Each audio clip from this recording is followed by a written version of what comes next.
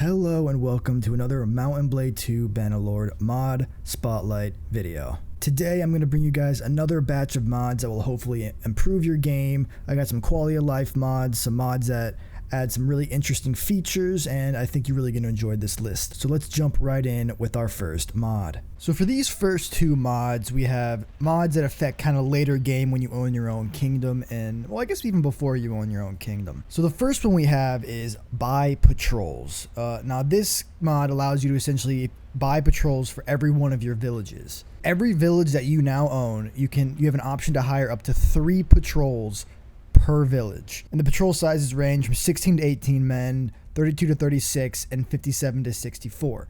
You pick your patrol sizes wisely, because as the larger they are, the more slower they'll be, and patrol units will be of that village's culture. Patrols in general move faster than regular armies, and all patrols have a daily wage you must pay for, naturally. So if we just helped one of my villages over here, we can see that we now have an option to hire a patrol.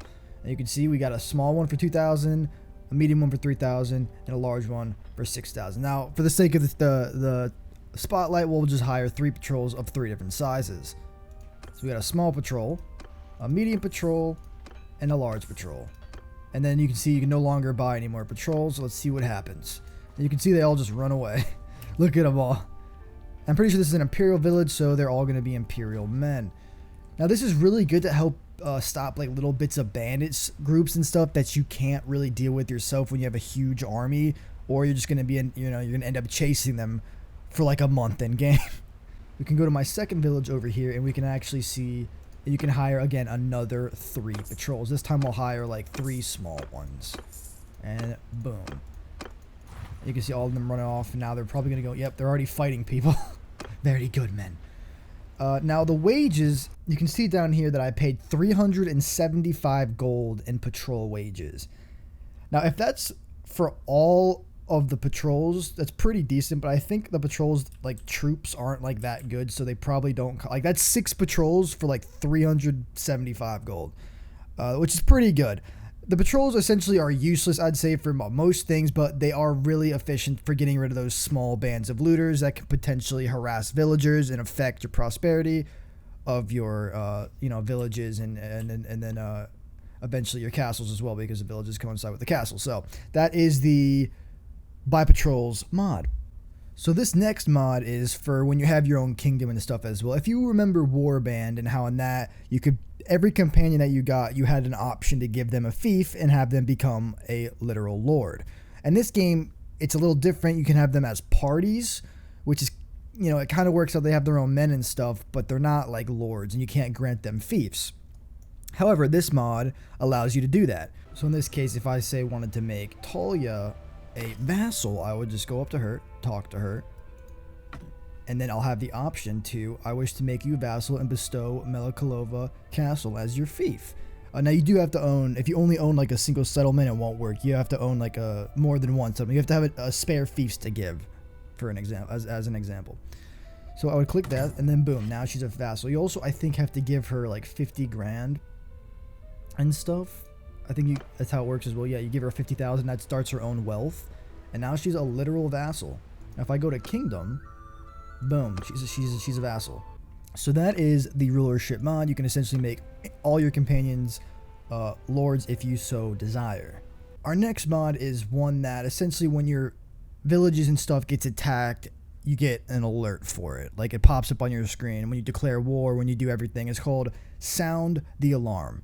It's a functional alert system featuring pop-ups for when the player's fiefs, villages, towns, or castles are attacked, and when any empire signs declarations of war or peace, you get a notification on said action.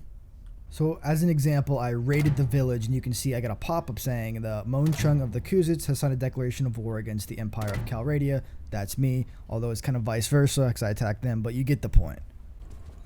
So if you're familiar with the Total War series, and you've ever seen the cav charges in any type of Total War games or most Total War games, you know that they can be pretty deadly, wiping out, half of a unit, depending on the unit, like entire archer units, and it does immense damage. Now this mod aims to essentially bring that to Bannerlord. Cavalry, If you charge with the cav charges now are way more deadlier, which makes sense. You know, you've got an armored horse coming at you at God knows how fast it's going to do damage. You see that every little, I'm not even swinging, and I did like 42, 2, and 16. You don't even have to swing. You literally just run into the infantry at a fast speed, and it does a crap ton of damage. So charges now are going to feel much more realistic and much more deadlier than they do in base game. So if you ever wanted to be like a raider or anything like that, and you specifically only have a lot of cav, it's even more effective now. So when you raid caravans and stuff, you know, anyone who has a lot of infantry, you're going to be able to hit and run tactics like really effectively because of this mod and how much damage and how deadly horses really are. So this next mod is a huge quality of life improvement, especially if you're a type that, you know, when you die, you don't just want to watch the battle, you want to keep helping your men to try to win it. If you're familiar with the 1257 AD mod, then they implemented something similar to what this mod, or the same to what this mod does. Actually, what I'm going to do is I'm going to charge into the enemy because I am a god. And I'm going to naturally, I'm going to end up dying here. And, yep. Come on, boom. I'm dead. But guess what? After going down, now I'm playing as another character. However, the down menu is still here. And you can't command any of your troops, which is really unfortunate. But you at least get to play as another character. I think I'm playing as my wife, actually. So at least now when you go down, it's still kind of annoying, but at least, oh god. At least you can play as other characters after going down. This guy's a really nice helmet. I like his armor and stuff too. I kind of want it for myself. I think I'll take it. So our next mod on the list is called Loot Lord. And what this mod allows you is essentially, it makes it so when you execute an enemy lord or a lord in general, you get to keep their stuff. And now if I go to party, I see my good friend Appy's right down here. Look at that nice looking gear, man. Oh, that's some nice looking stuff. So I'm going to go ahead and take it for myself. So Mr. Appy's, thanks for being cool, but I want your stuff. So bye-bye.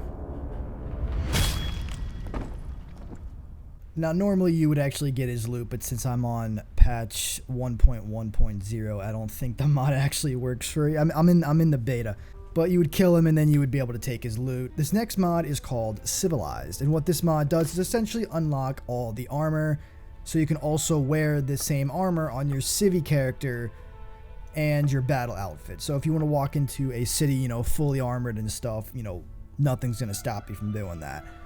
So our next mod is called Another Chance at Marriage.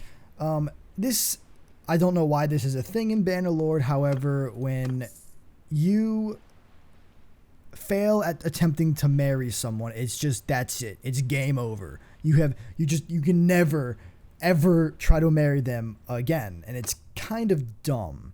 So I'm going to talk to her and I'm going to profess myself her most ardent admirer. I want to offer my hand in marriage. And she's going to be like, okay, cool. I see. In the end, I don't think we have that much in common. And normally, that'd be the end of it. However, we're just going to leave.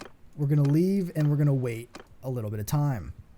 And after you wait a few days, you now have an opportunity to ask her to prove yourself again. However, this isn't a guaranteed thing. So how this essentially works is after you fail a marriage persuasion, there's a dialogue option that comes up a few days later asking, you know, for another chance to prove yourself. Now, in the vanilla option, in the vanilla game, this doesn't do anything, but the mod changes it to have a good chance of resuming the marriage process. But the thing is, there is a random chance that is affected by character relation and attraction. And there's also a small chance of reducing the relation further if your relation is already neutral or low. So most likely she'll probably be like, screw you, but we'll see if we get lucky. We meet from time. Oh, see, she's actually okay with it. And just like that, we have another opportunity to woo the girl. So this next mod is called More Raiding, a raiding and mayhem mod. So what this mod does is, It gives you the chance of raiding villages and other locations in Bannerlord, and you can start mayhem in the town centers or in taverns, but there is consequences. So if you're playing like a Viking playthrough and you like go into you want to go raid imperial cities, you want to go into an imperial town and just start murdering everybody. See, if you click M, it says Raiders signaled, waiting for the first attack. Press M again to call off. Now I don't actually have any raiders, but as you see, I'm murdering children. Yep. Come here, little girl. Come here!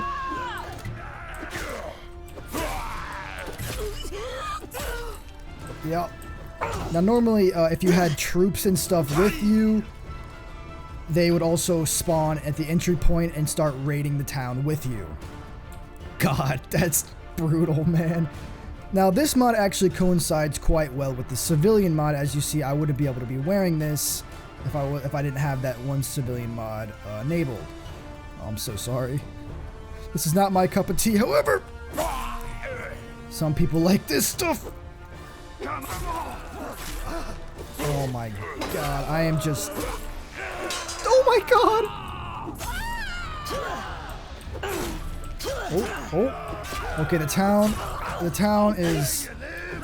They're rallying against me. Oh god. Listen, kid, back off. Oh. Good god. Yeah, so this mod definitely gives you the Viking feel. No one can defeat the booty bandits. But, yeah. I think you guys get the drift of this mod. It really works well if you're trying to play a brutal Viking. Guards are dispatched coming your way. What? Oh, God. I'm trying to explain the mod here, people. The entire city's... Oh. Oh. Yeah. Oh. Oh, my God. Okay, this is awesome. So you've seen how that works. Normally you'd want to go in there with actual lot of men, because when you click the M button, it triggers all your men to spawn, and you begin flooding into the city. You raid it, then as you've seen, the guards come, and then you have to fight all the guards too. It's a pretty cool mod, especially if you're doing like a Viking type raiding playthrough, because it gives you the ability to actually raid things. You can do that in the taverns, and villages, and in cities. Everywhere. You can do it pretty much anywhere. So that is the more raiding in a raiding and mayhem mod. So our next mod is called Scum and Villainy Underworld Troop Tree add-on for thugs. Now what this mod does is it just expands the troop tree for, the thugs. Now to install this mod, you have to go into your text files and replace a certain text file. I didn't really feel like doing that, but here is a picture of the troop tree and what it does. So as you can see, the basic thug turns into a criminal, then the criminal can turn into a thief or a footpad, and from there on, the thief can turn into informant, fence, spy, saboteur, smuggler, overseer, kingpin. On the other side, the footpad turns into a manhunter, a slaver, a cutthroat, a slaver chief, an executioner, and then an assassin. And that is the troop tree. So if you're going for one of those like warlord type playthroughs and you want to be a gang boss, you can literally have a whole party of just gang bangers, I guess, like criminals and thieves and smugglers and slavers and assassins and kingpins. Your entire party could just be made with these men. Now, but be aware, if you're worried about balance, the mod author does say that the balance is not perfect because he mainly went for aesthetics when making it, so some of the units might feel quite overpowered. He is working on the balance, but after installation, you can also attempt to balance them yourselves. So our next mod is called Faster Come of Age. What this mod does is it lowers the coming of age to 3 years old, making them recruitable and eligible to be lords. Normally it's at 18 years old, but the time in the game is kind of slowish, so this mod makes it where you can get your kids, into lords much more faster. Now, my oldest kid is actually like 2 years old in this save, so I can't actually do it yet, but what it does is at 3 years old, it makes them into lords. If you really don't want to wait, till your kids are 18, they'll appear, it looks like they'll appear in your hall at the age of 3, and you go ahead and you can recruit them into your party or make them lords. Now they are obviously they're kids, so it may look a little funny, but anyway, you know, if that's something you want to do, you know, this is a brutal world out there. You got to teach your kids young, you know. Anyway, so that is all the mods we have for today. I hope you enjoyed the video, and if you're interested in any of the mods, all links to them will be in the description, and I will see you in the next mod spotlight video.